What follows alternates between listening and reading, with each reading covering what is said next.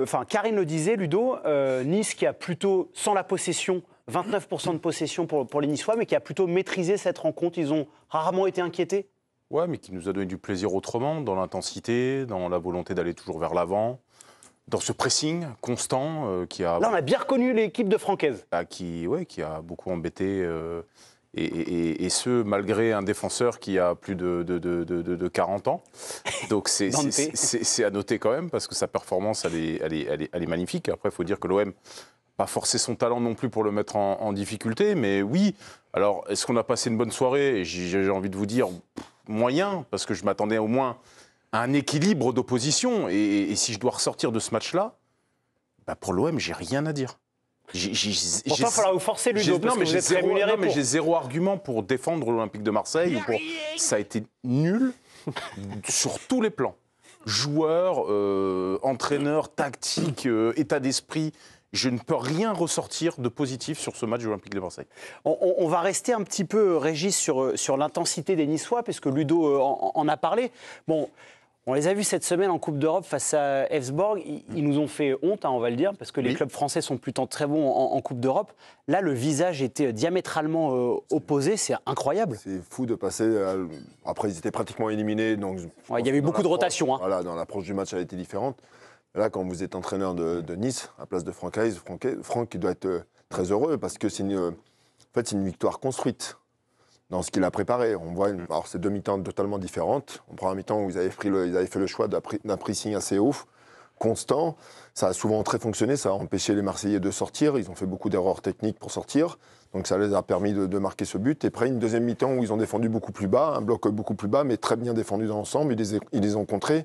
Donc moi, c'est des victoires qui sont très appréciables, parce que vous avez construit votre match et vous avez construit votre victoire. Donc bon match de Nice. Première réaction marseillaise, messieurs, dames, celle de Balerdi, le défenseur. Sur l'arbitrage Non, pas sur l'arbitrage. Une fois n'est pas coutume, il n'a pas parlé d'arbitrage, Balerdi, le Marseillais. On n'était pas bien, on a fait beaucoup d'erreurs et on a mal fait beaucoup de choses. On ne joue pas comme ça normalement. Aujourd'hui, c'est triste pour nous parce qu'on avait une bonne opportunité dont on n'a pas profité. C'était chez nos confrères de DAZN, le diffuseur. Siani, par rapport à ce que dit Léo Balerdi, alors, évidemment, c'était un peu, je taquinais un peu sur l'arbitrage en référence à sa sortie après la rencontre face à Strasbourg, mais ils vous ont énormément déçu, les Marseillais, ce soir? Bien sûr, ils m'ont déçu parce que c'est une équipe qui avait plutôt des bons résultats à l'extérieur depuis le début de la saison. C'est vrai. Ils n'avaient pas perdu, il me semble. Ils avaient perdu à la Méno. Ah oui, exactement. Une seule défaite. D'ailleurs. Donc, bon. Ça reste quand même un parcours plutôt intéressant à l'extérieur. Donc on s'attendait à autre chose de l'OM à Nice. Ils avaient l'opportunité effectivement de creuser l'écart aussi avec la 4e place et la 3e place aussi. Donc bon, c'est quand même des occasions manquées pour une équipe qui n'a pas joué le titre, mais qui a envie de solidifier sa place pour la Ligue des Champions. Ils ont dit en début de saison qu'il ne fallait pas se cacher pour le titre. Pour le coup, c'était un discours ambitieux. Oui, et c'est intéressant d'être ambitieux. Oui, mais bon... Pour vous, c'était trop haut, ouais. Trop ambitieux. Trop ambitieux. On repart avec De Zerbi sur un nouveau projet. Peut-être qu'il ne faut peut-être pas viser le titre tout de suite, mais en tout cas... pour moi, c'est un premier tournant, c'est un tournant qui est manqué ce soir, quand on a l'occasion de creuser l'écart comme ça. PSG, en plus, n'a pas gagné, donc ça permettait aussi de recoller un petit peu avec Paris. Lille avait perdu. Exactement. Également. Donc, je ne sais pas, on dirait qu'ils ont loupé ce rendez-vous-là, ils n'étaient pas présents, ils sont plombés d'entrée par l'erreur de Brassier, donc peut-être que là aussi, ça leur met la tête sous l'eau assez rapidement. Mais j'attendais une réaction, peut-être quelque chose de plus consistant, et en fait, on est hyper déçus en sortant de ce match-là. Pas de Nice qui a fait son match, mais de l'OM, effectivement, dont on attendait un autre visage. Raymond, par rapport à la prestation des Niçois, c'est l'intensité quand même qui a été absolument admirable. Je vous entends souvent d'ailleurs en parler. On en avait parlé de Lille-Nice le week-end dernier, où les Lillois, athlétiquement, en termes d'intensité, ils avaient été très forts. Là, ce soir, Nice, ils vous ont bluffé dans ce registre? Bluffé, non, parce que quand ils jouent contre cette équipe de Marseille... Quand on va les chercher, déjà, ils ont du mal à ressortir. Comme ils ont réussi à faire un pressing, mais presque tout terrain, ils n'ont pas ouvert d'espace au milieu de terrain. J'avais vu des matchs de Marseille, quand on allait les presser, ils se sortaient et ils avaient des situations, des réussites pour les marquer. Et là... Ludo le soulignait, Dante, il a fait sur Mopé, il a fait un match extraordinaire. Magnifique. Il a suivi dans tous les décrochages, il l'a jamais laissé se retourner, ils n'ont jamais trouvé de point d'appui, ils n'ont pas pu se sortir. Et quand ils se sont mis derrière et qu'ils ont défendu tranquillement, Dante a encore été bon. Et même, je veux dire que ce qu'a fait Franck Hez, quand ils ont fait rentrer le Vaz, qui va très vite devant. Je suis désolé, il y a Evan Guessant. C'est pas que je vous aime pas, Raymond. Non, mais là, c'est injouable. Il a été très bon. En plus, il a été bien. Evan Guessant. Je suppose que vous êtes content par rapport à ce résultat. Bien sûr, bien sûr. C'était un match important pour nous ce soir parce qu'on savait qu'au classement, en gagnant, on pouvait faire un coup. Ça a été fait.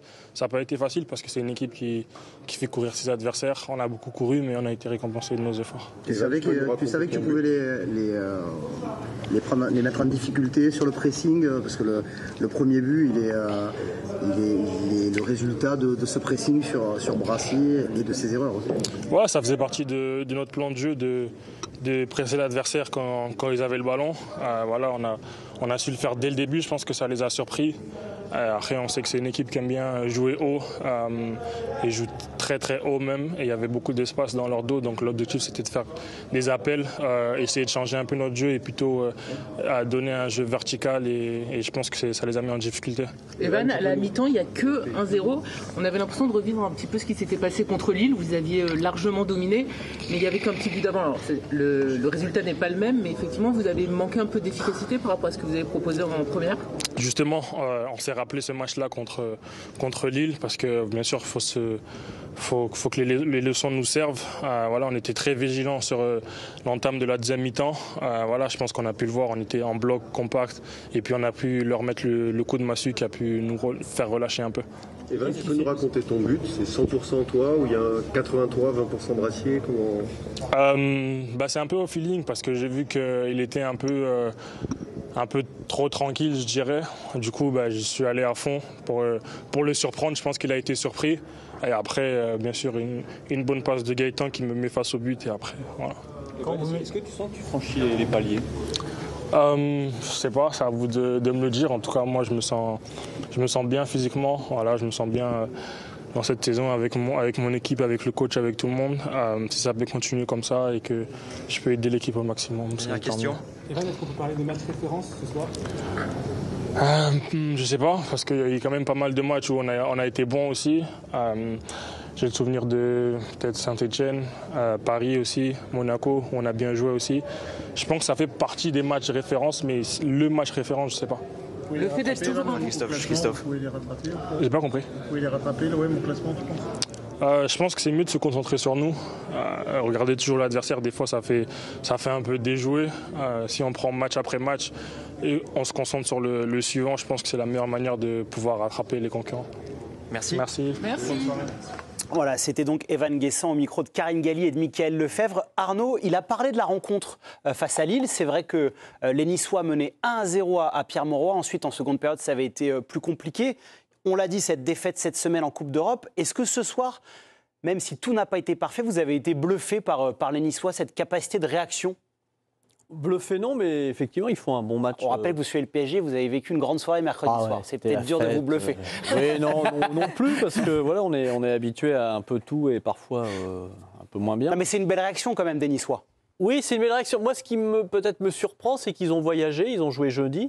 Donc ils sont rentrés probablement très tard. Ils ont joué en Suède. Ils ont joué en Suède, donc il faut qu'ils rentrent. Et même si Franquès avait fait tourner puisqu'ils étaient déjà quasi éliminés, je trouve qu'aujourd'hui, dans l'impact physique, dans cette capacité, l'abnégation collective à toujours faire les efforts, même face à un OM moyen, c'est surtout ça qui m'impressionne, ou en tous les cas que je trouve qu'il faut saluer. Et parce que voilà, on voit vraiment que c'est un travail collectif. Il n'y a pas forcément un joueur très très fort au-dessus du lot. Alors Guessant a été très bon, Dante est bien derrière. Mais voilà, on a senti vraiment que c'était un match collectif, un projet collectif sur cette rencontre. Après, il n'y a pas de surprise avec Franck Hez. On sait qu'il va faire presser ses équipes. Il le faisait avec Lens. Donc que Marseille tombe autant dans le panneau, c'est ça un peu qui me surprend et qui ne réagissent pas après la pause, quoi. Par rapport à ce que dit Arnaud, Raymond, c'est vrai que Roberto De Zerbi, Ludo le soulignait aussi, il a été déçu par le coach olympien, il n'a pas trop eu de réponse. Ah non, parce qu'aujourd'hui, on peut le souligner, c'est la victoire. C'est aussi une victoire tactique de Francaise contre cette équipe, contre l'entraîneur marseillais qui n'a pas su... 2 Zerbi. C'est 2 Zerbi, voilà. Ne plantez pas Raymond. Jusqu'à l'année prochaine. Mais non, on verra. Non, maintenant c'est un cycle de 3 ans. Ah, c'est 3 ans. C'est Pablo Longoria qui l'a dit. Comme tous les ans. Non, là vraiment, il l'a dit. Raymond, et c'est une il faut victoire, croire le président. Et c'est vraiment une victoire tactique, parce que j'avais failli le dire tout à l'heure. Quand il sort, quand il fait rentrer Bombito derrière pour prendre Vaz, qui prend de la vitesse, parce qu'il sentait qu'avec Dante, ça allait être plus compliqué. Et il a mis Dante sur le côté, il a réorganisé son équipe en fonction du premier changement. Il a toujours bien répondu au truc, et il a mis en place ce pressing d'entrée, qu'il savait faire à Lens, qui fonctionnait très bien. Et là, il leur a imposé quelque chose. Et il leur a imposé en première mi-temps, et il a imposé autre chose en deuxième mi-temps. C'est nous, on tient, et on va vous prendre en compte. Et comme ils le disent, ils l'ont bien analysé. Marseille viennent, quand ils ont le ballon, ils viennent très haut. Et il faut aller dans la profondeur. Et à chaque fois qu'on va dans la profondeur contre Marseille, ils sont en danger. On a un petit chambrage en règle. Oui, petit chambrage en règle. On a vu les réactions des joueurs. On voit celle du club de Nice maintenant sur les réseaux sociaux. Et regardez cette photo postée par les Aiglons. La pêche est finie pour Nice. Et si vous regardez les petites caisses que tiennent les joueurs niçois, vous voyez écrit sardines fraîches en bleu, en référence évidemment à l'Olympique de Marseille. C'est fair play. On rappelle quand même que Nice avait commenté sur l'arbitrage en disant qu'ils espéraient un arbitrage clair. On a un petit peu taquiné en début d'émission, Ludo. On avait eu un débat après la rencontre face à Strasbourg. Est-ce que vous trouvez que ça a eu un impact sur l'arbitre ce soir, les déclarations de Marseille ou le tweet de Nice avant la rencontre ? Il n'y a pas eu d'action litigieuse. Ouais. Ça s'est déroulé. Nice a pris l'ascendant. Il n'y a pas eu de. Ouais, entre guillemets, c'était facile à arbitrer, quoi. Oui, c'était un match assez facile à arbitrer. Il n'y a pas eu de polémique. Puis surtout, l'OM n'a pas mis d'intensité dans son match. Donc en termes d'agressivité, il ne s'est jamais. Je vous sens vraiment déçu par l'OM. Oui, je suis vraiment déçu parce qu'en fait, la configuration de ce que propose Nice, c'est tout à fait ce que fait super bien Roberto De Zerbi. Il adore attirer pour trouver, justement, sauter cette première zone de pressing dans le dos. Et sachant que Marseille était un joueur de plus au milieu, puisqu'ils étaient un 3 contre 2 au milieu, ils avaient ce champ pour pouvoir essayer de trouver, de sauter ce premier pressing. Or, ce que j'ai vu, c'est des joueurs en tongs venir demander le ballon à 3 mètres, à 2 mètres, dans un rythme mollasson, monotone. Et ils ont fait ça tout le match. Ils n'ont jamais cherché, alors peut-être un peu à la fin, parce que tu as un attaquant qui va un peu plus vite, donc tu sais. Mais la solution ce soir, c'était de sauter le pressing niçois, puis d'aller chercher là, dans un deuxième temps, la profondeur. Ce que lui, d'ailleurs, c'est sa référence, c'est sa philosophie. Donc je ne comprends pas que les joueurs n'ont pas réussi à le Ludo, à le mettre. je me permets de vous couper parce que c'est un gaucher qui est là. Oui. C'est Mohamed Alicho qui nous fait vraiment la gentillesse d'être en direct dans l'équipe du soir. Merci beaucoup, bravo pour cette victoire. Est-ce que vous pouvez nous raconter un peu ce que vous avez ressenti? Parce qu'on a le sentiment ici en plateau, Mohamed, que c'est une vraie victoire collective. Il y a de la fierté ce soir? Bonsoir à tous. On peut dire que bien sûr, on est très content de la victoire. On savait que c'était un match important, que les supporters attendaient ça, c'est un derby du Sud. Donc non, on est très content de la victoire et puis on est très content de la victoire parce que c'était 3 points très importants pour nous. Donc on a essayé de se donner à fond, on est resté soudés collectivement et puis voilà. Mohamed, vous avez peu eu le ballon, seulement 29% de possession, mais vous avez été malin dans les transitions. C'était une consigne du coach Francaise? Oui, bien sûr. On savait que Marseille, c'est une équipe qui aime bien garder le ballon. Donc tant qu'on est bien placé et on reste soudés ensemble, ça va pas nous poser trop de problèmes. Et après, il faut surtout que nous, les offensifs et même les pistons, on soit prêts à déclencher les appels dès qu'on la récupère. Donc ça demandait beaucoup de travail physique, bien évidemment. Bonsoir Mohamed Ali, Siani Dalma. Une petite question sur votre association avec Guessant, qui a fait un énorme match ce soir. Il vous donne une balle de but. À Nice, on a l'impression qu'il revit. Qu'est-ce que vous pouvez nous dire de lui?